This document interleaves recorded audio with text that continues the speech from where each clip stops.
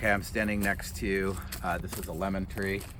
Down there is grapefruit. And then I guess I got 8 or 9 other citrus fruits. So, and that's because we're doing vitamin C. So, a lot of you are familiar with vitamin C. If you've ever thought you were getting or suffering from the common cold, which you'll notice starts with C.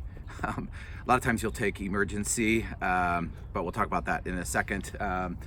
But the citrus fruits are a great source of vitamin C. So vitamin C, if you guys remember, probably back from grade school, where you learned about some of the first explorers that went on the ocean for long periods of time, the foods that they would take with them were things like salt pork, things that could be preserved for long periods of time, and fruits and vegetables weren't compatible with long-term sea voyages, and a lot of times sailors would get scurvy. And so a lot of times people know a little bit about vitamin C because of scurvy. The scientific name for vitamin C is called ascorbic acid, and that's because vitamin C was considered to be an anti-scurvy or anti-scorbate. So when they elucidated vitamin C, they named it ascorbic acid. So the scientific name for vitamin C is ascorbic acid. And in fact, if you look at a lot of vitamin C supplements, kind of like, you know, with vitamin E, how they put alpha tocopherol, vitamin C, they'll list it as ascorbic acid.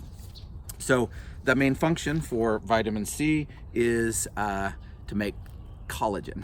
Collagen, it starts with a C too. So as you guys know, collagen's cartilaginous connective tissue. And you guys know collagen is actually a protein. So you don't need vitamin C to make the protein per se, but what you need the vitamin C is used to stitch the collagen together and hold it in place. So when we say collagen synthesis, what we're really talking about there is vitamin C's role in stitching those together to keep them in place.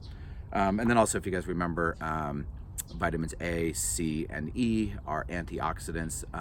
Vitamin C is an antioxidant. It's very different from vitamin E because if you guys remember, vitamin E is fat soluble, and so it's more active in the fat compartments of the body, whereas C is water soluble. It's more available to act as an antioxidant in the water compartments within cells. So the main function that I like you to remember for vitamin C is forming collagenous connective tissue and holding that together. The deficiency diseases, as you know, see how I spelled scurvy with a nice big C in it. If you remember what scurvy was like when you were studying the early mariners and things like that spent a long time away from fruits and vegetables, one of the first symptoms of scurvy is bleeding gums. And the idea there is collagen is needed to hold the tooth into the gums, and if that started to become deficient and that couldn't be held in place, they would get bloody gums. And then also some of the symptoms of scurvy would include like your skin hanging off you. And one of the tests that the old British limeys used to use is they would push their thumb into their forearm, and if it left an indentation there, that's because the collagen wasn't flexible enough to pop right back out. That was one of the first signs of scurvy. And there's some funny stories about how scurvy was treated in the early days, but it's interesting they finally elucidated the idea that citrus fruits, in particular lemons, which they called limes, were effective in fighting scurvy. So scurvy is the main deficiency. In modern days, it's hard to find a vitamin C deficiency. In fact, the most common place you'd find a vitamin C deficiency is actually in junior high school boys, because they eat very few fruits and vegetables, and in particular citrus fruits. But potatoes, potatoes in the form of French fries, are a halfway decent source of vitamin C. So anytime you can't put cells together, you can see some of the muscle degeneration, bone fragility. We've talked about anemia, so that's not very specific to vitamin C because it's more specific to some of the later B vitamins, but signs and symptoms of scurvy are the main deficiency disease. All right, good food sources, just to finish up, citrus fruits. Actually, one of the best, it doesn't start with C or have C anywhere in it, is strawberries.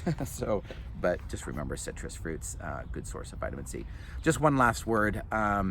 There's some controversy about the role of vitamin C in helping to shorten the duration of a cold, and most people would agree it doesn't help much, except psychologically. So if you are that kind of person that takes high doses of vitamin C, you're probably taking it for psychological health more than physical. So all right, that's vitamin C. Thanks, you guys.